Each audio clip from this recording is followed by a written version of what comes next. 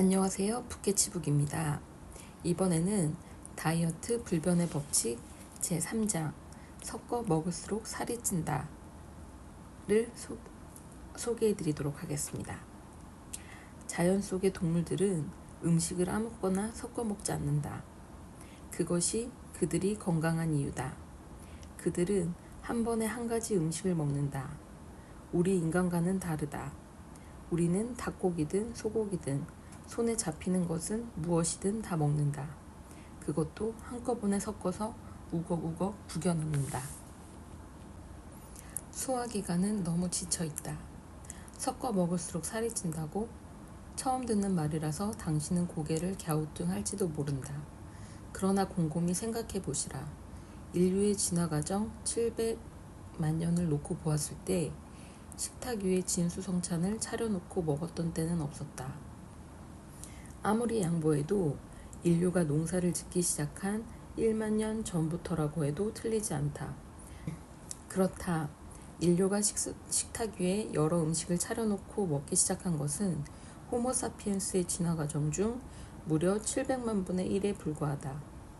그러니까 700만 년 동안 동굴이나 초막에서 나무의 열매나 풀 등 겨우 한두 가지 음식을 먹던 인류가 어느 날 갑자기 온갖 음식을 구겨 넣게 되었다는 말이다. 인간의 몸이 과연 적응을 해낼 수 있을까? 100번 양보해서 인류가 이것저것 섞어서 먹기 시작한 것은 인류가 농사를 짓기 시작한 1만 년 전부터다. 인류가 각종 비만과 질병에 시달리기 시작한 시점과 정확히 일치한다는 말이다. 소는 어제도 풀을 먹고 오늘도 풀을 먹는다. 수천만 년을 그렇게 살아왔다. 사자는 어제도 고기를 먹고 오늘도 고기를 먹는다. 수천만 년을 그렇게 살아왔다. 그렇다면 소가 갑자기 고기와 풀을 섞은 다음 스파게티와 햄버거와 핫도그를 섞어 먹는다면 소의 몸이 적응할 수 있을까? 사자가 갑자기 고기에다 풀을 섞은 다음 오렌지 주스와 피자와 프라이드 치킨을 섞어 먹는다면 적응할 수 있을까? 과일 가게에 상한 과일들을 모아놓은 통에서는 무슨 냄새가 날까? 향긋한 냄새가 날 것이다. 채소 가게에 버려진 채소들을 모아놓은 통에서는 무슨 냄새가 날까? 독한 냄새는 없을 것이다. 그렇다면 대형 식당에서 손님들이 먹다 남긴 음식물을 버린 쓰레기통에서는 무슨 냄새가 날까? 당신은 코를 막고 도망칠 것이다. 섞으면 섞을수록 쉽게 부패하기 때문이다. 단호하게 말하겠다. 인간은 여러 가지 음식을 섞어 먹으면서 진화해 오지 않았다. 섞어서 먹으면 먹을수록 당신은 살이 찌고 질병에 걸린다. 왜 그럴까? 음식은 섞으면 섞을수록 쉽게 부패하고 독성 물질을 뿜어내기 때문이다. 인간은 그 독성 노폐물을 대변과 소변, 그리고 호흡과 땀구멍 등으로 배출하기 시작한다. 살아야 하기 때문이다. 그렇다면 다 배출하지 못한 독성 노폐물은? 그렇다. 바로 지방에 저장한다. 독소가 혈관이나 뇌로 가면 사망하기 때문이다. 현명한 우리의 몸은 노폐물을 일단 지방에 저장했다가 나중에 배출하려는 자기 방어 기능을 작동시킨다. 지방도 힘들다. 노폐물이 너무 많기 때문이다. 그래서 친구에게 도움을 요청한다. 친구가 누구일까? 그렇다. 바로 수분이다. 수분과 지방은 서로 힘을 합쳐 독성 물질을 안전하게 가둔다. 기회를 보았다가 배출해버릴 결심을 한다. 그런데 다음날 또 독성 물질이 들어온다. 지방은 다른 지방 친구들과 수분 친구들에게 도움을 요청한다. 당신의 몸은 이제 독성 물질과 지방과 수분이 가득한 몸이 되었다. 바로 그것이다. 당신이 살찌는 이유는 바로 그것 때문이다. 너무도 단순하지 않은가? 적게 먹고 운동을 많이 하는 것이 살 빼기의 기본이라고 교육받은 사람들에게 이 원리는 다소 생소할 것이다. 그러나 음식 배합의 중요성은 지난 100년 동안 지속적으로 주장되어 왔다. 이 주제에 관해 처음으로 연구한 사람들 중 한 명을 소개하겠다. 당신도 아는 사람일 것이다. 파블로프라는 이름을 기억하시는가? 조건 반사에 관한 실험 이외에도 파블로프는 적절한 음식 배합에 관해 엄청난 연구를 했고 1902년에는 소화선의 작용, 이라는 제목의 책을 출간했는데 거기서 그는 적절한 음식 배합의 기초 원리에 대해 밝혔다. 적절한 음식 배합은 대단한 효과가 있다. 그 가치를 구체화하려는 연구가 많이 나오고 있는데 그중 가장 유명한 것은 허버트 쉘턴 박사에 의한 것이다. 그는 1928년부터 1981년까지 텍사스주에 있는 샌안토니오에서 학교를 운영했는데 그곳에서 적절한 음식 배합에 관해 가능한 한 가장 광범위한 연구 자료를 수집하였다. 이 원리를 위반하면 부정적인 결과들이 발생했다. 당연히 살이 찌고 몸이 아팠다. 섭취 주기가 어떤 방식으로든 방해를 받으면 이어지는 다음 주기들도 고통을 겪는다는 사실은 불을 보듯 확실한 일이었다. 적절한 음식 배합의 원리를 지켜야 하면 섭취 주기가 최고조로 능률화된다. 모든 것은 서로 연결되어 있다. 음식을 잘 배합해서 먹는 것이 살을 빼는 것과 도대체 무슨 관계가 있단 말인가? 당신에게 묻는다. 당신은 하루를 어떻게 시작하시는가? 잠자리에서 일어나자마자 뛸 듯이 즐거운 마음과 활력이 넘치는 몸으로 하루를 시작하시는가? 그것이 아니라면 억지로 겨우겨우 일어나서 커피를 마시고 담배를 피우시는가? 오늘 하루는 또 얼마나 즐거울까라는 기대감으로 시작하시는가? 아니면 금요일까지 잘 버틸 수 있으면 좋겠다는 생각을 하시는가? 일과를 마친 후에도 여전히 에너지가 충만하신가? 자녀나 배우자나 친구들과 시간을 좀 더 보낼 것을 기대하시는가? 아니면 겨우 힘을 내서 저녁 식사를 하고 TV 앞 소파에서 주저앉아 있다가 쓰러져 잠을 청하시는가? 이 두 가지 서로 다른 하루의 차이는 무엇일까? 바로 에너지다. 지금 이 책을 읽고 있는 사람 중에 더 많은 에너지를 원치 않은 사람은 아마 아무도 없을 것이다. 에너지는 마치 돈과 같다. 내가 만약 $100짜리 지폐를 당신에게 건네준다면 당신은 그걸 찢어서 길거리에 버리겠는가? 물론 그렇지 않을 것이다. 그러나 만일 $100 지폐를 받지 않고 내팽개친다고 가정해보자. 그렇다면 돈보다 훨씬 더 중요한 에너지도 그렇게 내팽개칠 수 있을 것인가? 에너지가 그렇게 중요한지 알고서는 그렇게 하지 않을 것이다. 그러나 당신은 모르는 채로 그렇게 살고 있다. 달리거나 독서를 하거나 놀거나 다른 어떤 일에도 에너지가 필요하다. 사실상 당신의 몸 안에 에너지가 없다면 당신이 살아있지 않다는 것을 의미한다. 에너지가 없으면 생명도 없다.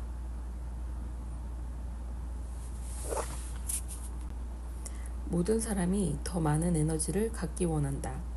몸에서 에너지가 가장 많이 소모되는 곳은 어디일까 생각해 보시라. 다리 근육일까? 뇌일까? 심장일까? 틀렸다. 그곳은 바로 소화기관이다. 점심 식사 후에 졸리고 힘이 처지는 경험을 모두 해보았을 것이다. 왜 그럴까? 모든 에너지가 위장과 소장과 대장, 그러니까 소화기관에 있는 음식을 처리하는 데 집중되기 때문이다. 달리거나 수영하거나 자전거를 타는 것보다 더 많은 에너지가 소화에 소모된다. 사실상 음식을 소화하는 것보다 더 많은 에너지가 소요되는 것에 이름을 댈 수가 없다. 소화가 되지 않으면 뇌는 정지 상태가 된다. 머리가 지끈거리며 아프면 아무것도 먹을 수가 없다. 장과 뇌는 서로 긴밀하게 연결되어 있기 때문이다. 가장 중요한 몸의 독소 제거를 위해 에너지는 반드시 필요하다.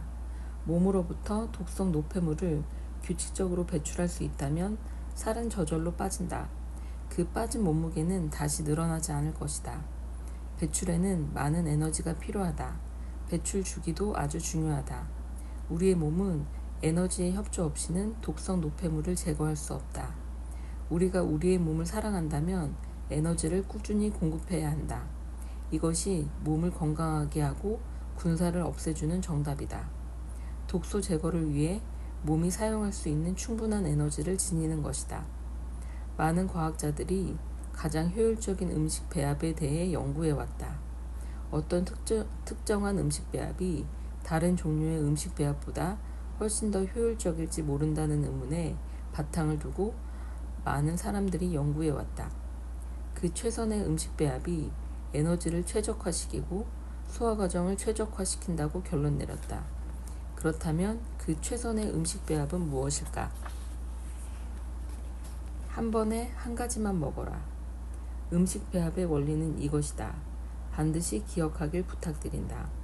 우리 몸은 위에서 한 가지 이상의 농축 음식을 동시에 분해하고 소화할 수 없도록 만들어졌다. 이것은 아주 단순하다. 그러나 중요한 말이다.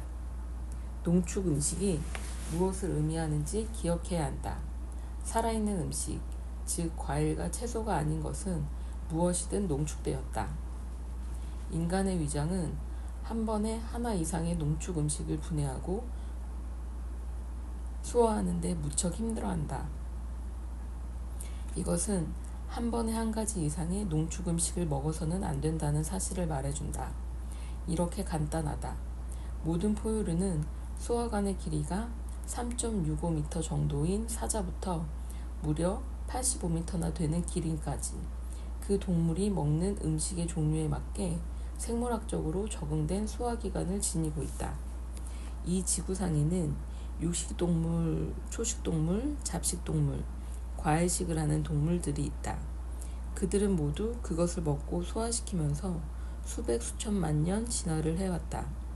인간이 어떤 형태의 소화기관을 가지고 있느냐에 대해서는 논란이 있다. 그러나 한 가지 확실한 것은 인간은 여러 가지 형태의 소화기관을 모두 가지고 있지 않다는 사실이다. 그러나 우리 인간은 사자, 기린, 돼지, 말, 원숭이의 음식을 모두 먹는다. 인간은 이 모든 동물들이 먹는 음식을 먹을 뿐만 아니라 밥상 위에 이 모든 것을 올려놓고 한꺼번에 먹는다. 여기에서 문제가 발생한다. 이것은 소화기관에 엄청난 부담을 지우며 몸의 독성 노폐물을 만들어내고 엄청난 양의 에너지를 소모시킨다. 식사 후에 힘이 빠지고 졸린 것은 이 때문이다. 그러나 당신이 과일 몇 개와 샐러드를 먹는다면 절대 나른한 증상은 생기지 않는다. 당신은 과일과 채소를 충분히 먹은 다음 30분 후에 42.19km 마라톤도 할 수 있을 것이다. 당신은 고기와 감자를 함께 먹었을 것이다. 생선과 밥도 같이 먹었을 것이다. 닭고기와 국수도, 계란과 토스트도, 치즈와 빵도, 시리얼과 우유도 함께 먹었을 것이다. 이렇게 음식을 먹는 것은 몸에 엄청난 부담을 지운다. 날씬한 몸매와 쌩쌩한 에너지도 갖게 해주지 못한다. 이렇게 많은 음식을 한 식탁에서 계속해서 먹는다면 당신이 필요로 하는 에너지를 결코 갖지 못할 것이다. 식탁 위 음식의 종류가 많을수록 당신의 몸은 더 힘들어진다. 체중 감소를 위한 1차 목표는 독소를 제거하는 일이다. 그런데 이 독소를 제거하기 위해서는 완전한 에너지가 필요하다. 왜 사람들은 힘이 없다고 할까? 왜 사람들은 에너지가 없다고 할까? 부적절하게 배합된 음식이 위 안에 들어와 부적절하게 요동치고 있기 때문이다. 이것은 또한 수많은 제국의 수많은 왕들이 겨우 40에서 50세에 죽게 된 요인이기도 하다. 그들은 두 가지 원인으로 죽음을 맞이했다. 하나는 전장에서 적의 화살을 맞았고 또 하나는 기름진 산해진 및 진수성찬에 파묻혀 서서히 죽음을 맞이했다. 그 당신은 그 원인을 알지 못했다. 그래서 당신과 나는 행운아들이다. 죽음은 몸이 그 상황에 대처할 에너지를 더 이상 가지고 있지 않다는 것을 의미한다. 그렇게 마구 섞어서 먹고도 일찍 죽는 이유를 모르겠다고 하면 누가 당신을 변호하겠는가? 미국인의 3분의 2가 비만이다. 사람들이 음식을 되는 대로 무차별하게 섞어 먹기 때문이다. 이것은 좀 더 설명이 필요하겠다. 고기와 감자를 예로 들어보자. 왜냐하면 아마 모든 사람들이 이것을 한두 번을 먹어본 적이 있을 것이기 때문이다. 고기와 감자를 예로 들고 있지만 밥과 생선, 닭고기와 국수, 빵과 치즈로 바꿔서 말할 수도 있다. 스테이크를 먹는다고 하자. 일단 위장 속으로 들어가면 농축된 단백질은 그것을 분해하는 특정 소화액인 산성액, 위산을 필요로 한다. 동시에 당신은 구운 감자도 먹을 것이다. 이제 당신은 이렇게 말할지도 모른다. 잠깐, 감자는 채식 음식이 아닌가요? 사실이다. 감자는 채식의 일종이다. 만약에 날감자를 베어 물어 씹어 삼킨다면 이것은 위장 속에서 수분 함유량이 많은 음식이 될 것이다. 그러나 일단 굽거나 쪄서 먹으면 턱이 아플 때까지 씹어 먹어도 그것은 물로 변하지 않는다. 일단 구운 감자는 그 안에 있는 수분이 상당 부분 제거되어 매우 농축된 전분의 성격을 띠게 된다. 따라서 이렇게 농축된 전분이 스테이크와 함께 위장으로 들어간다. 그런데 이 전분 음식을 분해하는데 필요한 소화액은 산성이 아니라 알칼리 환경에서 활성화된다. 화학 수업을 들은 사람이라면 산과 알칼리가 만나면 어떤 일이 벌어지는지 잘 알 것이다. 이 둘은 서로를 중화시킨다. 당신은 지금 막 스테이크와 감자를 먹었다. 그것들은 위장으로 들어갔다. 그리고 그것들을 분해할 소화액들이 막 중화되었다. 위장 속에서는 어떤 일이 벌어질까? 무한히 지혜로운 인간의 몸은 비상사태를 즉시 알아차린다. 왜냐하면 몸 안의 최우선순위가 음식물의 소화이기 때문이다. 몸은 혼란에 빠지게 된다. 더 많은 소화액을 분비시켜야 한다. 이것은 시간과 에너지를 필요로 한다.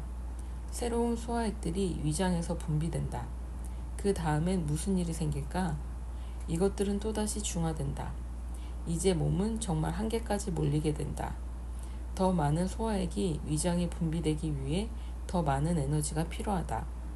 오랜 시간이 걸릴 수밖에 없다. 실제로 몸에서 이 모든 소화액을 만들어내려면 많은 과정과 시간이 소요된다. 소화액이 또다시 위장으로 분비되면 우리는 소화불량이나 속쓰림을 경험하기 시작한다. 나는 앞에서 우리가 먹는 음식이 크게 볼 때 3단계에 걸쳐 소변과 대변으로 배출된다고 말한 바 있다. 위장과 소장과 대장이 그 3단계다. 그러나 제대로 소화되고 분해되지 못한 음식이 위장의 연동작용으로 위장을 빠져나간다. 이 소화가 덜 된 음식은 위장에서 여러 시간 동안 묶여있다가 강제로 소장으로 빠져나갈 수밖에 없다. 위장은 소장에게 이렇게 말할 것이다. 아, 힘들다. 이젠 내 차례야. 섞어 먹으면 부패한다. 생각해보자. 소화시키기 힘들어 위장에 오래 머문 음식들은 어떻게 될까? 그렇게 오랫동안 위장에 머무른 대부분의 단백질은 부패된다. 대부분의 탄수화물은 발효된다. 부패되고 발효된 것은 어떤 상황 아래에서도 몸에서 사용할 수 없다. 음식물 속에 들어있는 영양소들은 건강한 세포에 흡수될 수 없다. 부패되고 발효된 음식은 몸에서 유독한 산을 발생시킨다. 부패와 발효 때문에 가스가 찬 느낌과 헛배, 속쓰림, 역류성 식도염, 소화불량 등을 경험하게 된다. 문제는 계속해서 이어진다. 우리는 이제 한 움큼의 소화제와 제산제를 털어넣는다. 왜냐하면 음식을 되는 대로 무차별하게 먹고 있기 때문이다. 그 음식들이 한꺼번에 모두 위장에 들어가면 인간의 몸은 그것을 처리할 수가 없다. 우리는 식사를 마친 후에 그 음식을 장에서 내보내기 위해 약을 복용하는 지구상의 유일한 족속이다. 너무 많이 먹어서 소화제를 먹는 야생동물을 보았는가? 모든 것이 부패되고 발효되어 결과적으로 산이 발생하기 때문에 위장에는 실제로 한 뭉텅이에 부패하고 썩고 역겨운 냄새가 나는 음식만 남아있게 된다. 들으면 별로 유쾌하지 않을 것이다. 그러나 사실이다. 나는 당신에게 무리하게 대하고 싶지 않다. 나는 객관적으로 말하는 것이고 몸에서 벌어지고 있는 일을 정확하게 알려주고 싶을 뿐이다. 억지로 위장에 머물러야 하는 음식은 소화가 되지 않으며 말 그대로 썩어가고 있다. 음식 안에 존재해 있던 영양분도 잃게 된다. 이것저것 섞어 먹으면 음식이 오랫동안 위장에 머무르기 때문에 몸은 엄청난 양의 에너지를 소모한다. 그런 다음 음식은 억지로 9m나 되는 소장과 대장을 거쳐 나가야 한다. 소장과 대장의 이름 구별은 그 길이로 하는 것이 아니라 지름으로 한다. 소장의 지름은 3에서 4cm이고 대장은 소장 지름의 약 2배 정도인데 그래서 지름이 작은 장과 지름이 큰 장으로 이름이 붙여졌다. 어쨌든 소장과 대장을 합쳐서 9m나 되는 소화기관이 이 썩은 음식을 처리해야 한다. 그렇기 때문에 이것저것 섞어 먹으면 피곤한 것이다. 그렇기 때문에 당신은 에너지가 없는 것이다. 이 음식은 위장을 벗어나는 데만 8시간이 걸릴 수도 있다. 소장과 대장을 모두 통과하는 데는 20에서 40시간이 걸릴 수도 있다. 이것은 얼렁뚱땅 짐작만으로 하는 말이 아니다. 이것은 실제 실험에서도 증명되었다. 위생학 시스템 제2권에서 허버트 쉘턴 박사는 의학 박사 아서 케이슨의 시험에 대해 언급했다. 케이슨 박사는 조교들과 함께 행한 2 집단의 실험을 통해 이를 증명했다. 이 실험을 통해 한 끼에 단백질이 가득한 음식과 탄수화물이 가득한 음식을 동시에 섭취하면 소화를 지연시키고 엄청난 방해까지 받는다는 사실을 증명해냈다. 그는 소화의 속도를 기록한 통제 실험을 했고 찌꺼기에 대한 최종 분석도 했다. 그는 과잉 탄수화물과 과잉 단백질이 혼합되었을 때 위장에서는 항상 소화가 지연되었다. 그 정도는 개인마다 그리고 섭취된 특정 단백질이나 특정 탄수화물에 따라 차이가 발생한다고 갈파했다. 찌꺼기에 대한 검사에서는 이것저것 섞어 먹은 경우에는 소화되지 않은 탄수화물 미립자와 단백질 파편과 섬유질이 보인 반면 따로따로 섭취했을 때는 그 각각의 성분이 완전히 소화되었다. 만약 음식이 제대로 배합된다면 그것은 완전히 분해되고 흡수되어 에너지로 이용된다. 소화되지 않은 어떤 성분도 거의 남아있지 않는다는 말이다. 또한 잘 맞지 않는 음식이 서로 배합되어 섭취되면 당연히 발효가 일어난다. 결과적으로 소화관에서 알코올이 생산되는데 술을 마신 것과 같은 유사한 결과를 보여주며 간을 손상시킨다. 빈속에 닥치는 대로 먹고 나면 술을 마신 것처럼 어질어질한 것이 바로 그런 이유에서다. 단식이나 간헐적 단식 후에 과식을 금하는 것도 그래서다. 적절한 음식 배합의 원리는 이것이다. 우리는 에너지 소모를 원치 않는다. 음식이 위장 안에서 8시간 머물러 있으면서 부패되고 발효되기를 원치 않는다. 20시간 이상 부패한 채로 남아있어서 장을 망쳐버리길 원치 않는다. 우리가 진짜 원하는 것은 음식이 부패, 발효, 헛배, 속쓰림, 소화불량 없이 위장에서 3시간 정도 머무르는 것이다. 우리는 약물 복용을 원치 않는다. 우리는 음식이 빨리 효율적으로 장을 통과하길 원한다. 그것을 보장하는 방법은 한 번에 2가지가 아니라 1가지의 농축 음식을 먹는 것이다. 2가지 이상의 농축 음식을 동시에 먹는 것은 음식이 체내에서 부패하게 되는 큰 요인이다. 썩은 음식은 소화되고 흡수될 수 없다. 부적절한 음식의 배합은 동화줄기와 배출주기를 철저하게 방해한다. 이 모든 문제를 피할 간단한 방법이 있다. 스테이크나 생선이나 닭고기를 먹고 싶다면 그렇게 하시라. 어떤 살코기를 먹는다면 그것이 그 식사의 1가지 농축 음식이라는 것을 인식하는 것이 중요하다. 그 말은 그것과 함께 다른 어떤 농축된 음식을 먹어서는 안 된다는 의미이다. 감자, 밥, 국수, 치즈 혹은 빵도 안 된다. 그러나 수분 함유량이 많은 음식과는 괜찮다. 달리 말해서 스테이크와 함께 약간의 채소, 예를 들어 상추나 브로콜리를 같이 드시라는 말이다. 당신이 좋아하는 어떤 채소든 괜찮다. 채소는 특정 소화액이 거의 필요가 없다. 채소는 중화액이나 산성, 알칼리성 액에서도 분해된다. 말하자면 브로콜리나 호박을 살짝 데치거나 볶거나 튀기거나 어떤 방식이든 괜찮다.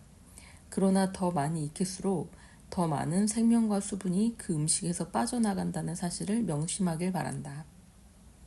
스테이크와 채소와 버무린 샐러드를 함께 먹는다. 이렇게 먹는다고 배가 고파지지는 않을 것이다. 당신은 이렇게 말할 수도 있다.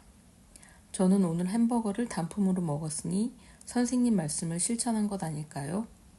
저는 오늘 피자만 몇 조각 먹었으니 음식 배합의 원리를 실천한 것 아닐까요? 햄버거는 그 자체가 범벅 음식이다. 빵과 채소와 고기와 치즈와 각종 화학 양념이 뒤범벅된 음식이다. 피자 또한 밀가루와 치즈와 고기가 범벅되어 있다. 피자와 햄버거에 콜라를 마신 다음 트랜스 지방에 푹 담가 튀겨낸 감자튀김까지 곁들인다면 그야말로 범벅 음식의 선두주자가 된다는 말이다.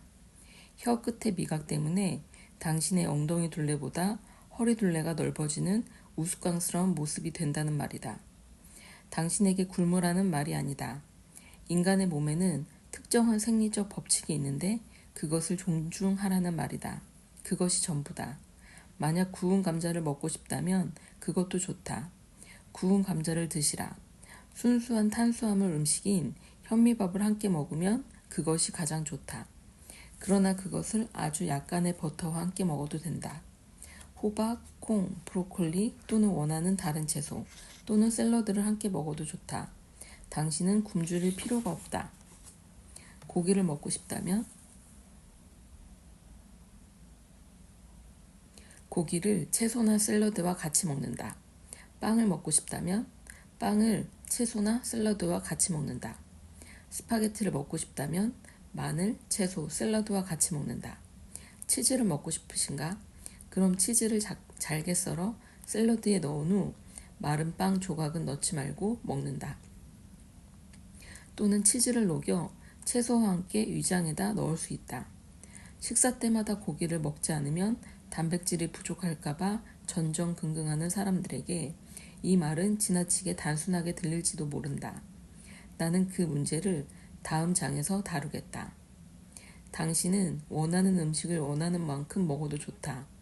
그러나 모든 음식을 한꺼번에 쏟아 넣거나 그것들을 모두 동시에 먹지 않도록 하길 바란다. 이 한 번의 한 가지 방법은 부패도 되지 않고 발효도 되지 않기 때문에 음식에 있는 영양분을 최대한도로 추출할 수 있다. 고통스러운 소화불량을 끝내고 에너지가 충만한 삶을 살 수 있다는 것이다. 음식 배합의 원리를 어기면 부정적 결과들이 나온다. 이 원리를 충실히 따르기만 하면 긍정적인 결과들이 나온다. 긍정적인 것을 구하자. 맨 첫 번째 긍정적인 결과는 당연히 날씬한 몸매와 청명한 피부로 나타날 것이다. 고기와 우유를 같이 먹으면 몸은 더 힘들다. 위대한 신 자연께서 한 가지 음식 안에 탄수화물과 단백질을 섞어 놓았으며 자연이 그렇게 하였으니 우리도 그렇게 해도 좋다고 주장하는 사람들도 있다. 이 반론은 일면 맞기도 하지만 근본적으로 문제가 있다. 만약에 콩처럼 단백질과 탄수화물이 상당히 많이 혼합된 음식을 따로 먹으면 상관없다. 그러면 몸은 효율적으로 소화를 진행할 수 있도록 소화액의 분비량과 분비 시간을 스스로 조정하게 된다. 자연에서 가져온 것은 그것의 탄수화물과 단백질이 상당량 섞여 있어도 전혀 문제가 될 수 없다는 말이다. 그러나 별개의 탄수화물 음식과 별개의 단백질 음식을 한 끼에 같이 먹으면 소화에 필요한 소화의 분비가 복잡해지고 힘들어진다. 콩처럼 단백질과 탄수화물이 함께 섞인 음식을 먹는 것과 개별 단백질 음식과 개별 탄수화물 음식을 섞어 먹는 것은 엄청난 차이가 있다. 단백질과 탄수화물을 섞는 것이 좋지 않다면 단백질과 단백질 혹은 탄수화물과 다른 탄수화물을 섞어 먹는 것은 괜찮을까? 실제로 한 끼에 한 종류의 단백질 음식을 먹는 것은 큰 문제가 없다. 그러나 두 가지의 서로 다른 단백질 음식을 섞어 먹는 것은 위험하다. 이유는 단백질마다 성격이 아주 다르고 복잡하게 구성되어 있어 두 가지 이상의 단백질에 필요한 소화 요건을 맞추기 위한 조절이 불가능하기 때문이다. 따라서 섞어 먹은 두 가지의 단백질은 몸속에서 부패한다. 이것은 아주 중요하다. 이것은 두 종류의 고기를 같이 먹을 수 없다거나 두 종류의 견과류를 같이 먹을 수 없다는 의미가 아니다. 이것은 고기와 계란과 생선과 우유와 견과류와 같이 서로 성격이 다른 단백질을 동시에 먹어서는 안 된다는 의미다. 탄수화물은 단백질만큼 분해가 어렵지 않다. 따라서 하나 이상의 탄수화물 음식을 함께 먹을 수 있다. 예를 들어 샐러드에 마른 빵 조각을 넣고 먹어도 좋다. 거기에 구운 감자를 곁들여 먹는다면 관계없다. 이것들은 발효되지 않고 소화가 될 것이다. 밥과 콩도 좀 버겁기는 해도 위장 안에서 서로 맞을 수 있는 배합이다. 또는 채소 샌드위치를 먹으면서 콘칩을 먹고 싶다면 그것도 어느 정도 소화가 될 것이다. 두 종류의 서로 다른 탄수화물 음식은 섞어 먹더라도 위장 안에서 상하지 않고 소화 흡수될 수 있다. 그렇다고 하더라도 한 번에 한 가지만 먹는 것이 가장 좋다. 소화기관에 일거리가 적어져서 결과적으로 에너지의 소모가 적게 된다. 남아있는 에너지는 당신의 비만과 질병을 치료하는 일에 활용된다. 적절한 음식 배합의 원리를 소개하면서 나는 당신에게 현재 식사 습관을 바꾸라고 제안하고 있다. 그러나 당신의 생활은 완전히 뒤바꿔야 한다는 말이 아니다. 자신의 속도에 맞추어 할 수 있는 한 자주 하라는 것이다. 물론 더 자주 할수록 성공할 가능성이 많아진다. 더 자주 할수록 더 빨리 체중을 감소시킬 수 있을 것이다. 정말 단순하지 않은가? 우리가 여기서 말하는 것은 새로운 식사법에 관한 것이다. 그것은 700만 년 진화해온 우리 오랜 인류, 호모사피엔스의 식사법이다. 그러나 1만 년 전 농경 생활의 시작으로 과잉 생산된 음식을 섞어 먹기 시작하면서 문제가 시작되었다. 그러다가 1700년대 중반 산업혁명 이후로 공장 음식과 공장식 축산물이 식탁에 올라오기 시작하면서 더 큰 문제가 되었다. 인류의 절반 가까운 사람들이 체중 문제로 싸우는 지경으로 몰고 온 것이다. 우리는 우리 몸에 에너지를 주는 적절한 방법을 한 번도 배우지 못했다. 당신에게 물어보겠다. 100여 년 전에 뚱뚱한 몸매 때문에 외출을 꺼린 사람들이 있었던가? 음식 습관을 바꾸기 위해 다이어트를 실천했던 기록을 수백 년 전에 고전에서 읽어본 적이 있는가? 이를 어렵게 만드는 유일한 것은 사람들이 오랜 세월 쌓아온 잘못된 신념이다. 우리는 그것을 통념이나 고정관념이라 부른다. 그릇된 신념은 진보에 대한 가장 큰 장애물이다.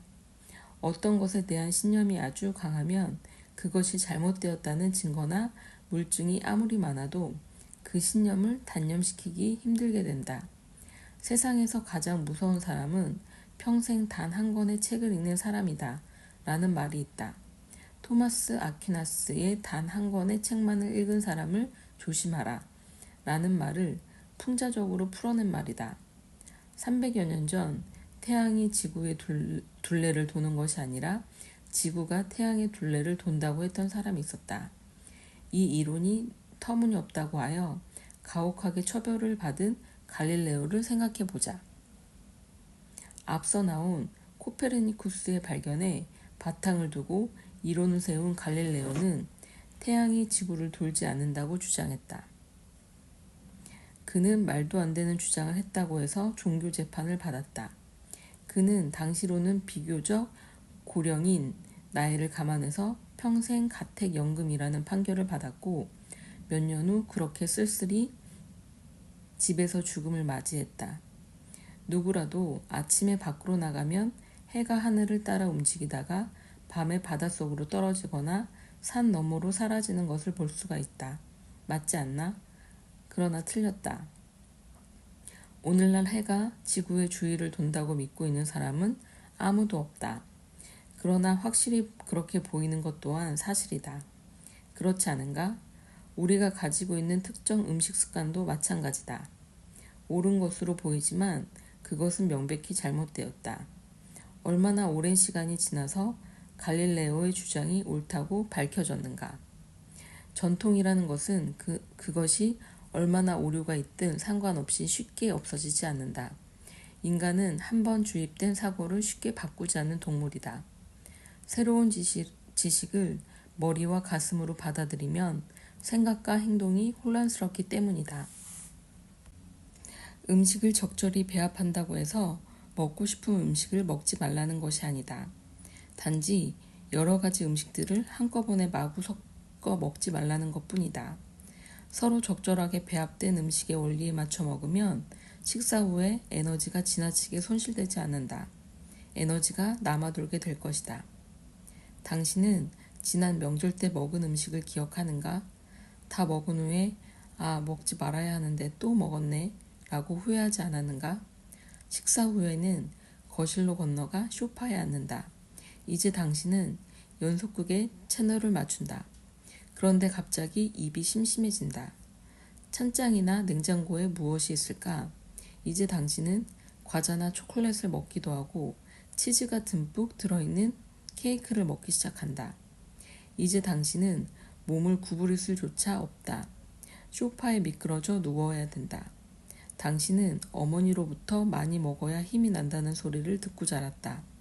그렇게 먹었으니 힘을 내야 하는데 왜 이런 일이 벌어진 것일까? 너무 많은 음식을 먹었을 뿐 아니라 그 모든 것을 섞어 먹었기 때문이다. 닭고기를 먹었을 것이다. 명절날 닭고기를 먹지 말라는 말이 아니다.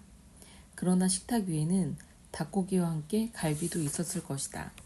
햄이나 소세지도 있었을 것이다. 당신은 이것들을 조금씩 다 먹었을 것이다. 그 옆에 감자나 고구마가 있었을 것이다. 이것들도 조금씩 먹었을 것이다. 그리고 과자와 빵도 있었을 것이다.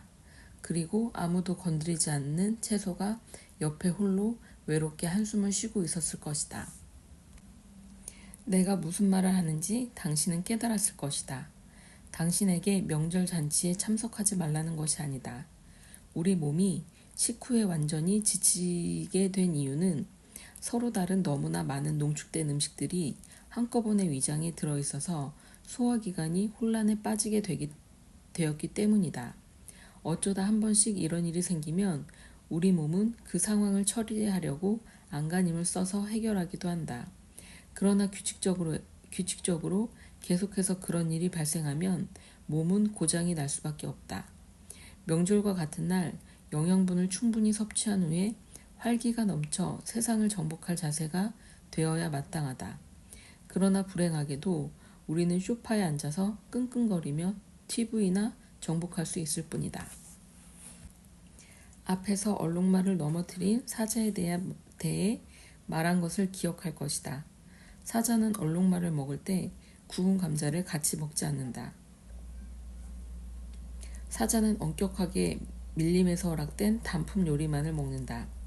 자연 속에 있는 동물은 우리보다 훨씬 더 날씬하고 건강하다. 그들은 수분 함유량이 높은 음식을 먹을 뿐 아니라 자연의 법칙에 맞게 음식을 배합한다. 자연 속의 동물들은 음식을 아무거나 섞어 먹지 않는다. 그것이 그들이 건강한 이유다. 그들은 한 번에 한 가지 음식을 먹는다. 우리 인간과는 다르다. 우리는 닭고기든 소고기든 손에 잡히는 것은 무엇이든 다 먹는다. 그것도 섞어서 한꺼번에 털어넣는다. 노폐물을 제거하면 아이들 성적이 올라간다. 여기에 당신이 놀랄만한 이야기가 있다. 자동차왕 헨리 포드는 음식 배합 원리의 실천가이기도 했다. 그는 만 12살에서 만 17살 사이의 불우한 소년들을 위한 기능공 양성학교를 설립했다. 소년들은 인문학 과목뿐만 아니라 농업, 전기 및 자동차 공학, 배관, 목공 등의 직업훈련도 받았다. 그들은 직업훈련뿐만 아니라 포드가 주장한 음식 배합 원리도 실천해야 했다. 차, 코코아, 정제소금뿐 아니라 설탕, 사탕, 케이크, 파이, 푸딩 및 다른 종류의 달콤한 후식이 금지되었다. 탄수화물과 단백질은 화학적으로 서로 어울리지 않기 때문에 결코 섞지 않았음은 물론이다. 그러나 채소와 샐러드는 하루에 2번씩 제공되었다. 헨리 포드는 학생들에게 잘못 배합되어 독성 노폐물을 뿜어내는 식사를 먹이려 하지 않았다. 그리고 소년들은 놀라운 학업 성적과 에너지로 헨리 포드에 보답했음은 물론이다.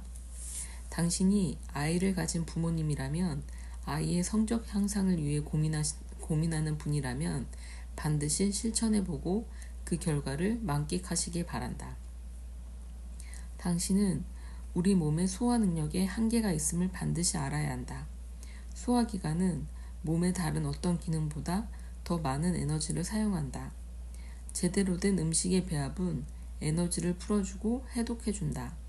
따라서 당신은 배고픈 다이어트를 하느라 쫄쫄 굶을 필요가 전혀 없다. 먹고 싶은 만큼 먹어가면서 10일 후에 5kg을 빼자는 것이다. 적절한 음식 배합의 원리는 상당한 효과가 있다. 이론도 중요하다. 그러나 음식 배합의 원리를 실천했더니 에너지가 넘쳤고 위장병을 없앨 수 있었다는 사실이 더 중요하다. 체중을 줄일 수 있었을 뿐만 아니라 우울증까지 사라졌다는 그 사실이 더 중요하다. 어디선가 그것이 효과가 없다고 학술적으로 입증되었다고 해서 당신이 그런 주장을 반드시 믿을 필요는 없다. 학술적 입증이란 때론 악마의 가면일 수 있다. 수많은 학술적인 논문들의 배경에는 그 결과를 통해 이익을 보려는 단체와 기업이 뒤에 숨어 있기 때문이다. 내 말 또한 무턱대고 믿지 말고 직접 시도해 보시라. 머지않아 당신의 몸이 정답을 알려줄 것이다. 독일 속담에 몸을 고쳤다면 그것이 더 좋은 약이다 라는 말도 있다. 적절한 음식 배합의 원리는 체중 감소를 위한 기초적인 환경을 만들어준다. 8시간이 아니라 3시간 만에 위장을 통과할 음식을 먹는다면 바로 거기서 벌어들인 5시간의 에너지가 독소 제거와 체중 감소에 쓰이게 된다. 그리고 그 음식이 훨씬 쉽게 장을 통과하면서 더 많은 에너지를 벌게 된다. 어떤 사람들은 내게 이렇게 말했다. 그거 정말 이치에 맞는다고 인정하지 않을 수 없네요. 그러나 난 사업을 하는 사람으로 매일 점심을 밖에서 다른 사람들과 함께 먹기 때문에 그렇게 할 수가 없어요. 나는 수십 년 동안 이런 말을 들어왔다. 그러나 당신은 가고 싶은 어떤 식당에 가서도 이 원리를 지킬 수 있다. 맥도날드처럼 프랜차이즈 식당이 아니라면 당신이 원하는 대로 주문할 수 있다. 당신이 고객이고 당신이 돈을 지급하는 갑의 위치에 있기 때문이다. 당신은 무엇이든 원하는 것을 먹을 수 있다. 당신은 동료들과 함께 가서도 주문할 수 있다. 오늘의 특별 요리가 뭐죠? 오늘의 특별 요리는 대구찜입니다. 자연산으로 아주 신선하죠. 그럼 저는 대구찜으로 하겠어요. 그리고 대구찜과 함께 나오는 밥 대신에 채소를 먹겠어요. 오늘 오후의 채소 요리는 무엇인가요? 신선한 오이와 양배추입니다. 그거 괜찮군요. 대구찜과 채소를 주세요. 그리고 샐러드도 많이 갖다 주세요. 당신은 주문에 직접 참여하여 점심 식사를 할 수 있다. 동료들이 이봐, 왜 밥은 먹지 않냐? 라고 묻지 않을 것이다. 더 멋진 일은 당신과 동료들이 식사 후 자리에서 일어났을 때부터 생긴다. 당신은 몸이 가볍다는 느낌을 가지고 왕성한 에너지로 나머지 일과를 끝낼 수 있는가 반면 당신의 동료들은 썩어가는 음식으로 배를 꽉 채워서 피곤해질 것이다. 그들은 피곤함을 느껴서 커피나 다른 독성 있는 중독성 자극제를 마실지도 모른다. 그러나 당신은 증가한 에너지를 이용하여 지금껏 무겁게 달라붙어 있던 과잉 독성 노폐물을 제거하기 시작한다. 너무 단순해서 갸우뚱 의심할 수도 있다. 그렇다. 이 방법의 놀라운 점은 바로 아주 단순하다는 것이다. 조금만 바꾸면 된다. 20에서 30년 동안 문제가 쌓여 있었다고 하더라도 그것을 반전시킬 시간은 충분하다. 당신이 살아있기만 하면 자연은 당신에게 얼마든지 기회를 준다. 그러나 중요한 것은 시작을 해야 한다는 것이다. 실천을 해야 한다는 것이다. 나는 이 주제에 관해 이야기할 때마다 나 스스로도 흥분해서 몰두하곤 했다. 그것은 이 진실이 얼마나 단순하고 명확한지를 알고 있기 때문이었다. 이것을 실천하면서 수천 명의 사람들이 그 효과에 환호하는 것을 나는 보았다.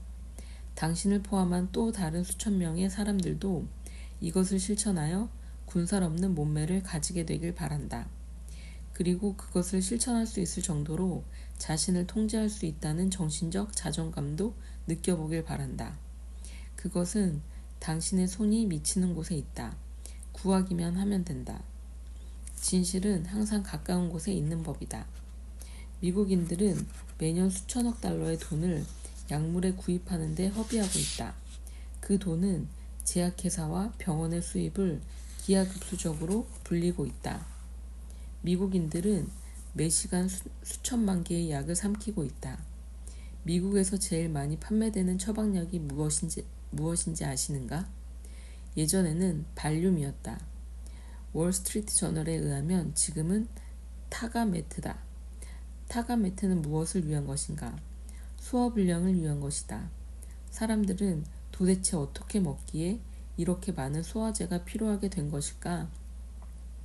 적절한 음식 배합의 원리를 실천하기만 하면 당신은 이것이 체중 감소라는 측면에서 얼마나 놀라운 효과를 내는지 직접 깨닫게 될 것이다. 이제 우리는 몸의 독성 노폐물을 제거하는 이야기로 들어갈 것이다. 이것은 항상 내 머릿속을 떠나지 않는 주제이다. 나는 다른 어떤 주제보다 이 주제에 관해 이야기하는 것을 즐거워한다.